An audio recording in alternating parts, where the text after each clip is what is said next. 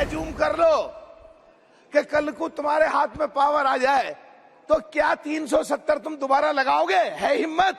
या अब से पहले कांग्रेस में वोट ले ली उनकी, शोषण होता रहा, दिया कुछ नहीं।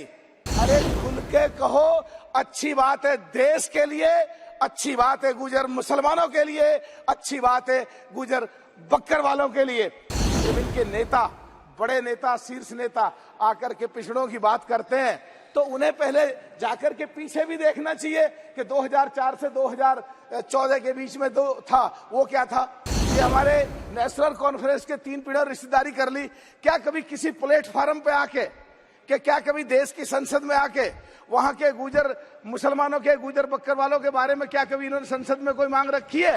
और आज अगर देश के प्रधानमंत्री कहीं जाते हैं, देश के गृह मंत्री संसद में खड़े होकर बोलते हैं ठीक गुजरों के बारे में, गुजर बक्कर वालों के बारे में, तो दिक्कत होती है। जब हम इनकी बात करते हैं तो हमें कहते हैं गए बीजेपी में, मिल गए बीजेपी से, डर रहे बीजेपी से, ईडी आ गई, इनकम टैक्स आ गई। अरे आज तक तो आई नहीं, कभी पता नहीं कब आएगी। कई लोग कहते हैं कि जम्मू कश्मीर का आते मलूक नागर खड़ा होता है और गुजरों की बात करता है, तो उन लोगों को जम्मू कश्मीर की भौगोलिक संरचना और जातीय संरचना जाननी पड़ेगी।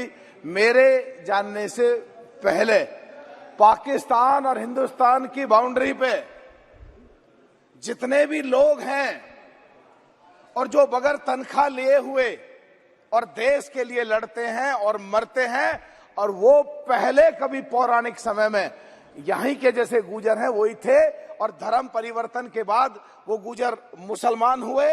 और गुजर मुसलमानों में जो गाय, भैंस, बकरी, खास करके जो बकरियां रखते हैं पहाड़ पे, इसलिए उनको गुजर बक्करवाल कहते हैं। और जब वहां की बात आएगी और हमारे देश की बात आएगी और पाकिस्तान और हिंदुस्तान की सीमा की बात आएगी और हमारे पिछड़े लोगों की और दलितों की बात आएगी, तो अध्यक्ष जी मैं तो बोलूंगा ही बोलूंगा, क्योंकि कुमारी बहन मायावती जी पिछड़ों की और दलितों की हमेशा पक्षधर रही हैं, उनकी बात करती रही हैं। जो मैं अभी सदन में बैठा हूं, काफी देर से जो देख रहा हूं और सुन रहा हूं, अभी भी लोग कंफ्यूज हैं। माननीय सुप्रीम कोर्ट का ऑर्डर आने के बाद भी अभी भी 370 की बात कर रहे हैं, कुछ की कुछ कमी निकाल रहे हैं। अरे भाई सीधा सीधा बताओ, मान लिया, एज्यूम कर लो कि कल को तुम्हारे हाथ में पावर आ जाए तो क्या 370 तुम दोबारा लगाओगे? है हिम्मत?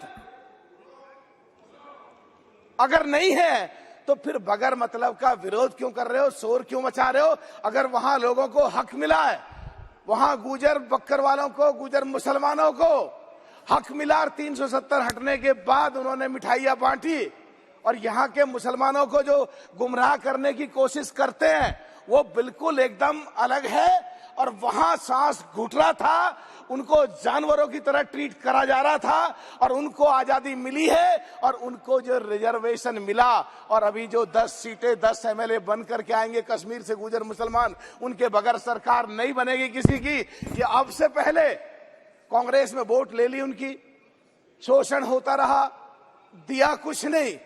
हमारे मसूदी साहब बैठे नेशनल कॉन्फ्रेंस, 3 पीढ़ियों ने रिश्तेदारियां तो कर ली उनसे, और उनको देने के नाम पे कुछ नहीं। अगर आज मिल रहा है, अरे खुल के कहो, अच्छी बात है देश के लिए, अच्छी बात है गुजर मुसलमानों के लिए, अच्छी बात है गुजर बक्कर वालों के लिए। आज का जो बिल है अध्यक्ष जी, जो